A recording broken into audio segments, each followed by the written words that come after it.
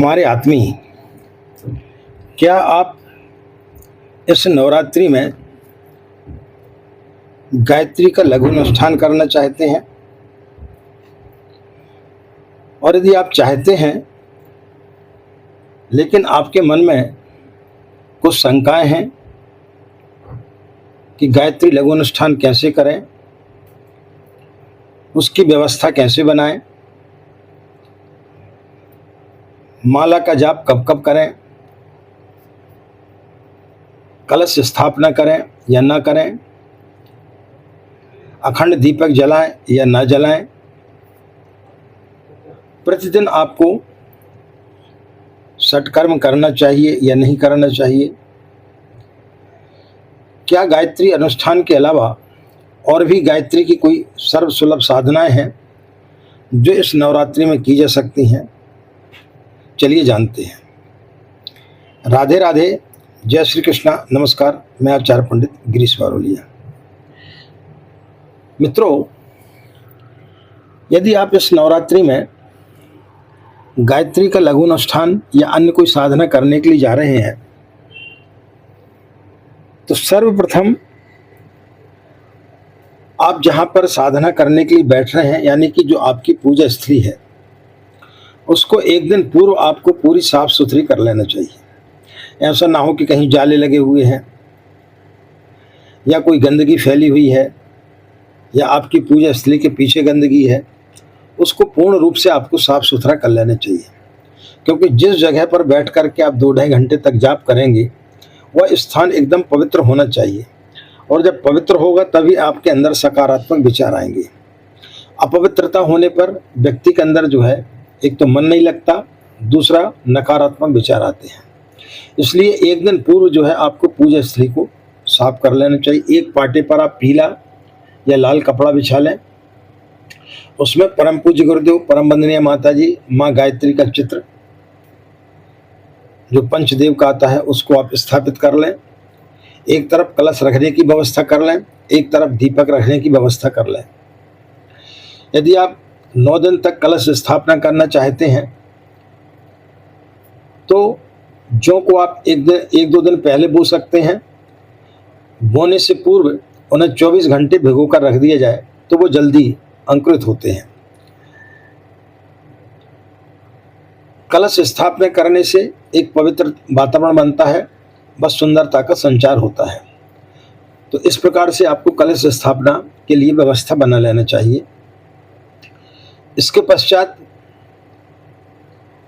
दूसरा क्रम आता है कि इस साधना काल में आप किस प्रकार से उपवास रखें, किस प्रकार से आप व्रत करें। एक सरलतम विधि यह है कि आप कोई भी एक अनाज पूरे 9 दिन तक ले सकते हैं। जैसे आप दलिया ले रहे हैं तो फिर पूरे 9 दिन आप दलिया लें, या एक टाइम लें या दोनों टाइम ले सकते हैं। या आप सिर्फ रोटी और दूध लें, यानी दूध रोटी ले सकते हैं। यानी जो भी आपने पहले दिन भोजन किया है वही आपको पूरे 9 दिन तक करना है। अस्वाद व्रत कर सकते हैं। एक समय अन्नाहार, जैसे हमने आपको बताया, साग फल जैसे सुगम उपवास का क्रम अपना सकते हैं। या फिर आप सुबह जिनके लिए ब्लड प्रेशर आदि की दवाइयों की आवश्यकता पड़ती है वो कुछ फल फूल ले सकते हैं, दूध या छाछ ले सकते हैं। दोपहर को आप साबूदाने की खिचड़ी या खीर इत्यादि ले सकते हैं। शाम के समय आप पुनः दूध और कुछ फल ले सकते हैं। रात्रि में आपको जो है हल्का फलाहार करके कुछ फल फूल ले करके फिर आपको सोना चाहिए। ब्रह्मचर्य का पालन करना अनिवार्य होता है। चमड़े से बने हुए जूतों का उपयोग आपको नहीं करना चाहिए। चारपाई पर आपको नहीं सोना चाहिए। नीचे आपको यानी भूमि शयन आपको करना चाहिए। तो इस प्रकार से आपको ये क्रम अपनाना चाहिए। अपने काम स्वयं करना चाहिए। जिस दिन नवरात्रि प्रारंभ हो उस दिन प्रातःकाल या उसके एक दिन पूर्व जो है आप संकल्प ले सकते हैं। एक साबुत सुपारी लेकर के, अक्षत पुष्प लेकर के आप संकल्प ले सकते हैं कि हम 9 दिन तक किस किस प्रकार से साधना करने के लिए जा रहे हैं। कितने बजे उठेंगे, सुबह आप कितनी माला का जाप करेंगे, शाम को आप कितनी माला का जाप करेंगे, यह आपको पहले ही निर्धारित कर लेना चाहिए और उन 9 दिनों में आपको उसी क्रम में आपको चलना चाहिए। ऐसा नहीं है कि पहले दिन आपने जो है सुबह 20 माला का जाप कर लिया, दूसरे दिन आपने 15 का किया, तीसरे दिन आपने फिर 25 का कर लिया। जितना क्रम आप शुरू के दिन बनाएंगे उतने ही क्रम में आपको सुबह और शाम में 2 भागों में विभक्त करके माला का जाप करना है। यदि आपके पास समय है तो आप एक ही समय में भी आप पूरी 27 माला का जाप कर सकते हैं। अब आपके दिमाग में ये आएगा कि आपको प्रतिदिन कितनी माला का जाप करना चाहिए। तो प्रतिदिन जो है आप यदि 27 माला का जाप करते हैं तो आपका 9 दिन में 24,000 का अनुष्ठान पूर्ण हो जाता है। लघु अनुष्ठान के अलावा गायत्री चालीसा का आप पाठ कर सकते, जिनके पास में समय नहीं है वो गायत्री चालीसा का पाठ कर सकते। प्रतिदिन आपको 12 गायत्री चालीसा का पाठ करना, इस प्रकार से 9 दिन में 108 बार हो जाता है। यदि जिनके लिए पूरा मंत्र याद नहीं हो पाता है तो वो सिर्फ पंचाक्षरी मंत्र के माध्यम से भी गायत्री मंत्र का जाप कर सकते। ओम भूर्भुवः स्वः, इस मंत्र के माध्यम से भी आप प्रतिदिन 27 माला का जाप करके आप अनुष्ठान पूर्ण कर सकते हैं। इसके अलावा आपके पास में और भी यदि समय नहीं है तो आप गायत्री मंत्र लेखन कर सकते हैं। गायत्री मंत्र लेखन एक बहुत अच्छी साधना है जो कि अन्य साधनाओं से 10 गुना ज़्यादा आपको लाभ देती है। तो आप गायत्री मंत्र लेखन कर सकते हैं। पूरे 9 दिन में आपको 2400 मंत्र लेखन करना है, यानी एक दिन में आपको लगभग 267 के आसपास आपको गायत्री मंत्र लेखन करना पड़ेगा। तो ये क्रम आप पहले बना लें।